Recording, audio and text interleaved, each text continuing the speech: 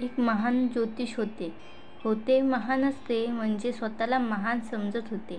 त्यांचा असा दावा होता की ते ग्रह नक्षत्र पाहून भविष्य सांगतात. ते तंतोतंत खरे ठरते. ज्योतिषी हात चेहरा न पाहता सरळ ग्रह नक्षत्र बघतोय म्हणजे लोकांत थोडा कुतूहल निर्माण होणारच आहे. आणि जो ग्रह नक्षत्र पाहण्यासाठी रात्रीची वाट पाहावी लागते, कारण दिवसा फक्त हस्तरेषा व चेहरा पाहिला जाऊ शकतो. असो, ग्रह नक्षत्रांवरून भविष्य सांगणारे ज्योतिषी एकदा अधिक अभ्यासासाठी घराबाहेर पडले.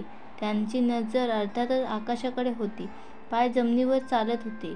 वर डोळे ग्रह नक्षत्र तेथे असा त्यांचा शोध चालू होता. अंधार असल्याने त्यांच्या पायांना बहुधा विहीर दिसली नसावी. म्हणजेच ते ग्रह नक्षत्रांची उजळणी करीत असताना विहिरीत जाऊन कोसळले. रात्र बरीच झाली होती. रस्ते सामसूम होते. ज्योतिषी महाराज विहिरीत ओढू लागले. ऐकणारे कोणीही नव्हते. ज्योतिषी महाराजांना रात्र विहिरीतच काढावी लागली. रातकिडे आणि डासांनी त्यांना हैराण करून सोडले. मच्छर जागोजागी चावल्याने साऱ्या अंगाची आग होत होती. ज्योतिषी महाराज मारून मारून किती मच्छर मारणार हो. सकाळ झाली.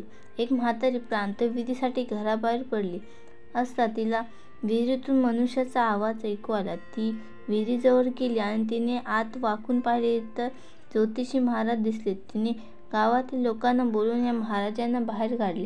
ज्योतिषीने वृद्ध महिलेचे आभार मानले. त्यांनी आपल्या जवळचे व्हिजिटिंग कार्ड वृद्धेस सोपवताना म्हटले, मी ज्योतिषी आहे. दूरदूरचे लोक माझ्याकडे भविष्य पाहण्यासाठी येतात.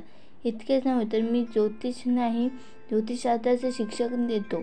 आपण आलात तर मी आपले ज्योतिष फुकट पाहीन.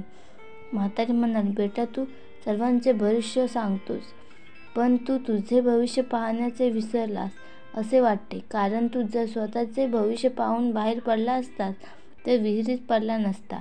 बोध, लोक कसे वागतात ते पाहण्यापेक्षा आपण कसे वागतो हे पाहावे.